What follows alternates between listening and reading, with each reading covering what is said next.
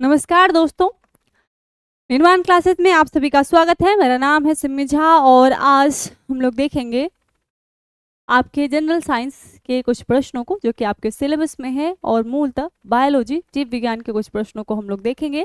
उम्मीद है कि आप सभी स्वस्थ होंगे और मन लगाकर अच्छे से पढ़ाई भी कर रहे होंगे। बिना देर किए हुए शुरू करते हैं हमारी कक्षा को और देखते हैं हमारा पहला प्रश्न। हमारा पहला प्रश्न है कि हमारे शरीर का अधिकतम भाग किस चीज़ का बना होता है। विकल्प है अस्थियों का, शारीरिक अंगों का, त्वचा, मांसपेशी व अंगों का अथवा जल का। तो हमारे शरीर का जो अधिकतम भाग है वह जल का बना होता है। तकरीबन 55 से 70% हिस्सा जो है वह जल का बना होता है, जिसे आप इस तस्वीर में देख सकते हैं। आगे बढ़ते हैं कि अगला प्रश्न है कि मानव शरीर में सर्वाधिक प्रचुरता में पाया जाने वाला तत्व कौन सा है। विकल्प है लौह, सोडियम, ये तत्व होगा लौह, सोडियम, ऑक्सीजन और आयोडीन। तो मानव शरीर में जो सबसे ज़्यादा जो अधिक मात्रा में पाया जाता है वह तत्व है ऑक्सीजन।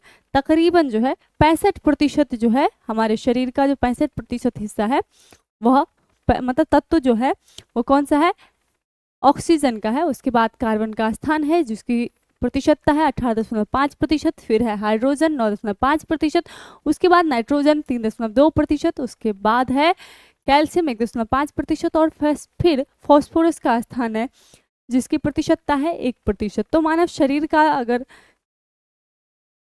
शरीर में अगर तत्वों की बात करें तो सबसे ज्यादा मात्रा में ऑक्सीजन, फिर कार्बन, हाइड्रोजन, नाइट्रोजन, कैल्शियम और फॉस्फोरस पाया जाता है। आप इसे इस तस्वीर में भी देख सकते हैं। चलिए आगे बढ़ते हैं और देखते हैं हमारा अगला प्रश्न। अगला प्रश्न है कि मानव कंकाल में अब तक ज्ञात हड्डियों की संख्या कितनी है। विकल्प है 280, 250, 220 और 206। तो मानव कंकाल में अब तक ज्ञात हड्डियों की जो संख्या है वह है 206। विकल्प डी हमारा सही जवाब हो जाएगा। अगला प्रश्न है कि मानव शरीर में निम्नलिखित में से कौन मानव शरीर की सबसे छोटी हड्डी है। क्या प्रश्न है, मानव शरीर की सबसे छोटी हड्डी कौन सी है। मानव शरीर की सबसे छोटी हड्डी कौन सी है। वोमर, स्टेपिज, मैलियस और इंकस। मानव शरीर की जो सबसे छोटी हड्डी है वह है स्टेपिज। विकल्प बी जो है हमारा सही जवाब हो जाएगा। बढ़ते हैं अगले प्रश्न की ओर। अगला हमारा प्रश्न है कि हाँ, यहाँ पे तथ्य देख लेते हैं, कुछ एक्सप्लेनेशन। तो मानव शरीर की जो सबसे छोटी हड्डी होती है वह होती है स्टेपिज और यह पाई जाती है मनुष्य के कान में। कान की जो हड्डी है वो स्टेपिज है। और मानव शरीर की जो सबसे बड़ी हड्डी है उसका नाम है फीमर, जो कि पाई जाती है मनुष्य के जांघ में, हैमस्ट्रिंग में या थाई आप बोल सकते हैं। तो मानव शरीर की सबसे छोटी हड्डी है स्टेपिज जो कि कान में पाई जाती है, और सबसे बड़ी हड्डी जो है वह है उसका नाम है फीमर जो कि मनुष्य के जांघ में या हैमस्ट्रिंग में पाई जाती है। अगला प्रश्न है कि मनुष्य की खोपड़ी में कुल कितनी अस्थियां पाई जाती हैं। 28, 30, 32 और 40। तो मानव की खोपड़ी में जो कुल अस्थियां पाई जाती हैं उनकी संख्या है 28। मानव की खोपड़ी में कुल 28 हड्डियां पाई जाती हैं, 28 अस्थियां पाई जाती हैं। अगला प्रश्न है कि निम्नलिखित में से कौन सा लवण जो है मानव हड्डियों में सर्वाधिक प्रचुरता में पाया जाता है। विकल्प है magnesium chloride, calcium carbonate, calcium phosphate और सोडियम क्लोराइड। तो सही जवाब हो जाएगा कि मानव शरीर में जो लवण हड्डियों में सर्वाधिक पाया जाता है वह है कैल्शियम फॉस्फेट। विकल्प सी हमारा सही जवाब हो जाएगा। अगले प्रश्न को अगर हम देखें तो अगला हमारा जो प्रश्न है वह है कि मनुष्य के शरीर में पसलियों के कितने जोड़े पाए जाते हैं। विकल्प है 12, 10, 14 और 11। आप देख सकते हैं कुल जो है पसलियों की संख्या 12 होती है। Costal cartilage, graphite process, sternum और थोरैसिक वर्टिब्रा। तो कुल मिलाकर के जो है 12 जो है पसलियां होते हैं। 12 पसलियों के कितने जोड़े होते हैं, 12 जोड़े होते हैं। इस साइड और इस साइड मिला करके आप इनको देख सकते हैं। आगे बढ़ते हैं। अगला जो हमारा प्रश्न है वह है कि प्रत्यास्थ अथवा इलास्टिक टिश्यू जो है, प्रत्यास्थ ऊतक जो है, जो हड्डियों को एक साथ पकड़े रहते हैं, हड्डियों को जो एक साथ पकड़े रहते हैं वो जो इलास्टिक टिश्यूज होते हैं उन्हें क्या कहते हैं। स्नायु, तंतुमय ऊतक, फाइब्रिन अथवा मांसपेशीय ऊतक। हमारा सही जवाब हो जाएगा कि प्रत्यास्थ उत्तक यानी कि इलास्टिक टिश्यू जो होती है, जो कि दो हड्डियों को जोड़ करके पकड़ करके रखती है, वह है स्नायु अथवा लिगामेंट। विकल्प डी हमारा सही जवाब हो जाएगा। लिगामेंट या स्नायु वह प्रत्यास्थ उत्तक है, वह इलास्टिक टिश्यू है जो हड्डियों को एक साथ पकड़े रहता है।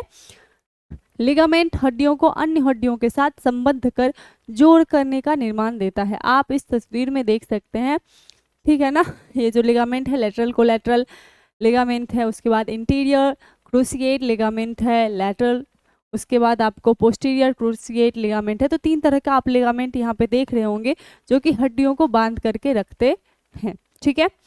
तो आपका सही जवाब हो जाएगा कि लिगामेंट या फिर स्नायु वह इलास्टिक टिश्यू है जो कि हड्डियों को जोड़ करके रखता है। अगला हमारा प्रश्न है कि शल्य क्रिया में ऑर्थोप्लास्टी क्या होता है। ऑर्थोप्लास्टी जो शब्द है वो किस लिए इस्तेमाल किया जाता है। विकल्प है ओपन हार्ट सर्जरी के लिए, अथवा गुर्दा प्रत्यारोपण किडनी ट्रांसप्लांट के लिए, कुल्हे के जोड़ का प्रतिस्थापन अर्थात हिप जॉइंट रिप्लेसमेंट के लिए, अथवा रुधिर आधान ब्लड ट्रांसफ्यूजन के लिए। तो ऑर्थोप्लास्टी जो शब्द है, ऑर्थोप्लास्टी जो शब्द है इसका इस्तेमाल किया जाता है हिप जॉइंट रिप्लेसमेंट के लिए। आपका जो वेस्ट होता है, हिप होता है, तो कुल्हे के जोड़ का प्रतिस्थापन करने के लिए, हिप जॉइंट रिप्लेसमेंट के लिए ऑर्थोप्लास्टी नाम के शब्द का यूज किया जाता है शल्य क्रिया में अर्थात ऑपरेशन में।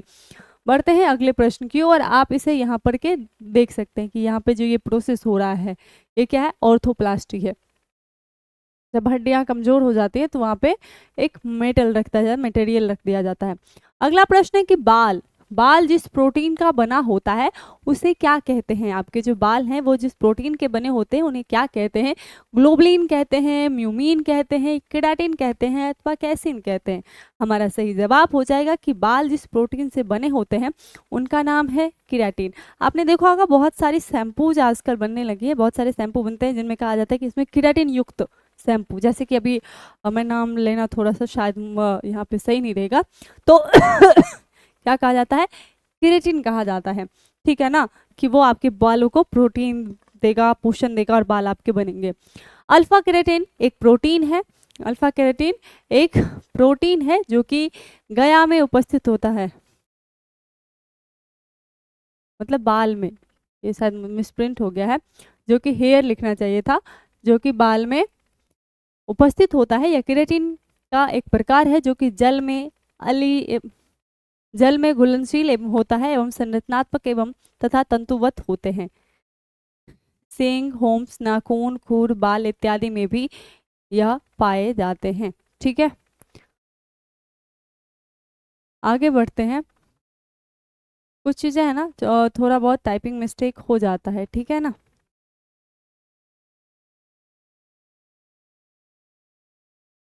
आगे बढ़ते हैं। अगला है अस्थि एवं दंत निर्माण हेतु निम्नलिखित में से कौन सहायक होती है। विकल्प है सोडियम और पोटेशियम, लौह और कैल्शियम, सोडियम और कैल्शियम और फास्फोरस। तो अस्थि एवं दंत निर्माण के लिए जो दो तत्व सहायक होते हैं उनका नाम है कैल्शियम और फास्फोरस। विकल्प डी जो है हमारा सही जवाब हो जाएगा। अगले प्रश्न की ओर बढ़ते हैं। अगला प्रश्न है कि मनुष्य के जीवन काल में कितने दांत 2 बार विकसित होते हैं। विकल्प है 4, 12, 20 और 28। तो आप सभी को पता होगा कि जो हमारे दांत होते हैं वो 2 तरह के निकलते हैं। एक तो होता है दूध का दांत और दूसरा होता है परमानेंट टीथ, यानी कि एक होता है टेम्परेरी टीथ और दूसरा होता है परमानेंट टीथ। तो शुरुआती जो बच्चों को जो दांत आते हैं तो 20 दांत आते हैं। उसके बाद 6 साल की उम्र तक आते आते उनके वो सभी दांत झड़ जाते हैं। उसके बाद जो दोबारा दांत आता है तो 32 दांतों का सेट आता है, ठीक है ना। तो यह 20 दांत जो है वह 2 बार आते हैं, क्योंकि पहले टेम्परेरी टीथ में भी आते हैं, उसके बाद फिर ये झड़ जाते हैं और फिर नया एक जो परमानेंट टीथ है वो आता है। तो विकल्प सी हमारा सही जवाब हो जाएगा। अगला प्रश्न है कि मानव शरीर में सबसे मजबूत मांसपेशी कौन सी होती है। विकल्प है जबड़े की, जांघ की, गर्दन की अथवा हाथों की। तो मानव शरीर की जो सबसे मजबूत मांसपेशी होती है वह जबड़े की होती है। विकल्प ए जो है हमारा सही जवाब हो जाएगा। अगला हमारा प्रश्न है कि मानव शरीर में पाचन का जो अधिकांश भाग है वह किस अंग में संपन्न होता है? पैंक्रियाज में, बड़ी आंत में, छोटी आंत में अथवा अमाशय में? तो मानव शरीर के पाचन का जो अधिकांश भाग है वह छोटी आंत में संपन्न होता है। विकल्प सी हमारा सही जवाब हो जाएगा। अगला प्रश्न है कि मानव शरीर में पाचन डाइजेशन का अधिकांश भाग छोटी आंत स्मॉल इंटेस्टाइन में संपन्न होता है। इसके अलावा पचे हुए पदार्थों का अवशोषण एब्जॉर्प्शन जो है वह मुख्यतः छोटी आंत में ही होता है। हालांकि भोजन का पाचन मनुष्य में मुंह से प्रारंभ होकर के बड़ी आंत लार्ज इंटेस्टाइन तक चलता रहता है। प्रश्न अगला जो है वह है कड़वाहट के लिए मानव जीव का संवेदनशील क्षेत्र कौन सा है? विकल्प है नोक यानी कि टिप, मध्य भाग, पीछे का हिस्सा और किनारा। तो कड़वाहट के लिए जो है वो पीछे का भाग जो है वह काम आता है। कड़वाहट को कौन महसूस करता है? तो पीछे वाला भाग जो है महसूस करता है। विकल्प सी सही जवाब हो जाएगा। अगला प्रश्न है कि हाँ, सबसे पहले एक्सप्लेनेशन देख लेते हैं और इसका एक्सप्लेनेशन तो आपको जानना चाहिए क्योंकि इससे प्रश्न बहुत बनते हैं। तो मानव जीव का जो आगे वाला भाग है वो मीठे के लिए, पीछे वाला भाग कड़वे के लिए, किनारे का भाग खट्टे के लिए और आगे का जो छोड़ होता है और वह खट्टे के लिए, किनारे का, ठीक है ना। उसके बाद किनारे जो होते हैं वो नमकीन स्वाद के लिए भी काम करते हैं। पार्श्व स्वाद किनारे जो होते हैं वो नहीं है कि पीछे वाले जो होते हैं वो खट्टे के लिए और आगे का जो होता है, आगे वाला जो होता है किनारा, वह नमकीन स्वाद के लिए जो है संवेदनशील क्षेत्र है। आगे बढ़ते हैं। मनुष्य की मुख गुहा में निम्न में से किसका पाचन प्रारंभ होता है? प्रोटीन का, वसा का, कार्बोहाइड्रेट का अथवा उपरोक्त में से कोई नहीं। तो मनुष्य की मुख गुहा में जो है हमारा क्या होता है? कार्बोहाइड्रेट का पाचन शुरू हो जाता है, स्टार्च का पाचन जो है वो शुरू हो जाता है। मनुष्य की मुख गुहा में लार, सलाइवा में उपस्थित अमाइलेज एंजाइम स्टार्च कार्बोहाइड्रेट का जो एक रूप है को माल्टोज तथा डेक्सीट्रन में तोड़ देता है। इस प्रकार मुख गुहा में कार्बोहाइड्रेट का पाचन प्रारंभ होता है। अगला प्रश्न है कि क्लोरोफिल जो है वो किस प्रकार की प्रकृति का है? लाल पिगमेंट, नीला पिगमेंट, हरित पिगमेंट अथवा काला पिगमेंट?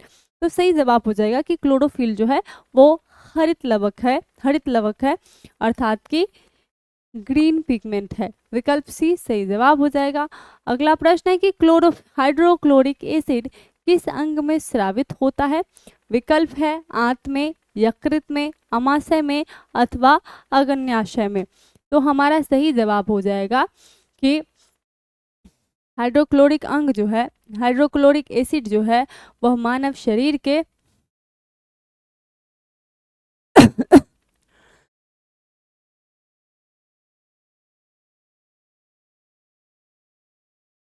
अमाशय में जो है वह स्रावित होता है। विकल्प सी सही जवाब हो जाएगा। अगला प्रश्न देखते हैं। अगला प्रश्न देखने से पहले आप सभी को बता दूं कि मानव शरीर में अमाशय जठर रस गैस्ट्रिक जूस का स्रावन करता है जिसमें हाइड्रोक्लोरिक अम्ल उपस्थित होता है। इसका मुख्य कार्य निष्क्रिय एंजाइमों को सक्रिय एंजाइमों में बदलना है, भोजन में उपस्थित जीवाणुओं को खत्म करना, भोजन के कठोर हिस्से को अपघटित कर उसे नरम बनाना है। एंजाइम मूलतः क्या है? वसा है, शर्करा है, प्रोटीन है अथवा विटामिन्स हैं। तो हमारा सही जवाब हो जाएगा कि एंजाइम्स जो है वह मूलतः क्या है? वह मूलतः प्रोटीन्स हैं। एंजाइम्स जो है वह मूलतः प्रोटीन्स हैं। विकल्प सी जो है हमारा सही जवाब हो जाएगा। अगला प्रश्न है कि निम्नलिखित में से कौन सा एंजाइम जो है वो ग्लूकोज को इथेनॉल में परिवर्तित करने को प्रेरित करता है? विकल्प है जाइमेज, इन्वर्टेज, माल्टेज और डायस्टेज। तो सही जवाब हो जाएगा कि जाइमेज जो है वो एंजाइम ग्लूकोज को इथेनॉल में परिवर्तित करने के लिए प्रेरित करता है। विकल्प ए हमारा सही जवाब हो जाएगा। अगला प्रश्न है कि निम्नलिखित में से किस एक की उत्पत्ति यकृत का कार्य है? विकल्प है लाइपेज, यूरिया, श्लेष्मा और हाइड्रोक्लोरिक एसिड। तो हमारा सही जवाब हो जाएगा कि यकृत में जो है वह यूरिया की उत्पत्ति होती है। यूरिया जो है वह प्रोड्यूस होता है यकृत में। विकल्प बी सही जवाब हो जाएगा। अगला प्रश्न है कि मानव शरीर में पृच्छ कौन सी संरचना से संलग्न होता है? विकल्प है बृहदांत्र, पित्ताशय, क्षुद्रांत और अमाशय। तो हमारा सही जवाब हो जाएगा कि मानव शरीर में पृच्छ जो है वह बृहदांत्र में संलग्न होता है, उसकी संरचना में संलग्न होता है। विकल्प ए सही जवाब हो जाएगा। मानव शरीर में स्थित पुच्छ जो होते हैं, अपेंडिक्स जो होते हैं, या कृमि रुप्त परिशेष का एक अवशेषी अंग है, एक वेस्टिजियल ऑर्गन्स है, यह छोटी व बड़ी आंत के जोड़ के पास स्थित होता है। इसका आकार छोटे कृमि की तरह, छोटे वर्म की तरह होता है, जो बड़ी आंत बृहदांत से सीकम द्वारा जुड़ा होता है। अगला हमारा 23वां प्रश्न है कि कार्बोहाइड्रेट के अपघटनोपरांत अंतिम रूप से क्या बनता है? विकल्प है अमीनो अम्ल, ग्लिसरॉल, ग्लूकोज और माल्टोज। सही जवाब हो जाएगा कार्बोहाइड्रेट की अपघटनोपरांत अंतिम रूप से ग्लूकोज बनता है। विकल्प सी सही जवाब हो जाएगा। अगला प्रश्न है कि शरीर के किस भाग में पित्त का निर्माण होता है? विकल्प है यकृत में, पित्ताशय की थैली में, तिल्ली में अथवा पैनक्रियाज में। तो हमारा सही जवाब हो जाएगा कि शरीर के यकृत में, मानव शरीर के यकृत में जो है पित्त का निर्माण होता है। विकल्प ए हमारा सही जवाब हो जाएगा। अगला प्रश्न है हमारा कि हाँ, पित्त का स्रावन जो है यकृत के द्वारा होता है, किंतु इसका संचय जो है, इसका स्टोरेज का कार्य जो है वो पित्ताशय गोल ब्लैडर करता है। अगला और आज का लास्ट प्रश्न है कि फंक ने निम्नलिखित में से किसका आविष्कार किया था? विकल्प है विटामिन का, हार्मोन का, प्रोटीन का अथवा एंजाइम्स का। हमारा सही जवाब हो जाएगा कि फंक ने विटामिन्स का जो है आविष्कार किया था। विकल्प ए हमारा सही जवाब हो जाएगा। फंक ने पहली बार विटामिनों की अवधारणा का निरूपण किया था तथा विटामिन शब्द का सर्वप्रथम प्रयोग भी उन्होंने किया। उम्मीद है आज की क्लास आप लोगों को पसंद आई होगी। आपको मेरी वीडियो कैसी लगी मुझे कमेंट सेक्शन में जरूर बताएं। साथ ही आप मुझसे आगे क्या पढ़ना चाहते हैं यह भी मुझे कमेंट सेक्शन में जरूर बताएं। मिलते हैं अगली वीडियो में एक नए लेक्चर के साथ। तब तक के लिए स्वस्थ रहिए, मस्त रहिए, मन लगाकर पढ़ाई कीजिए। शुभ रात्रि।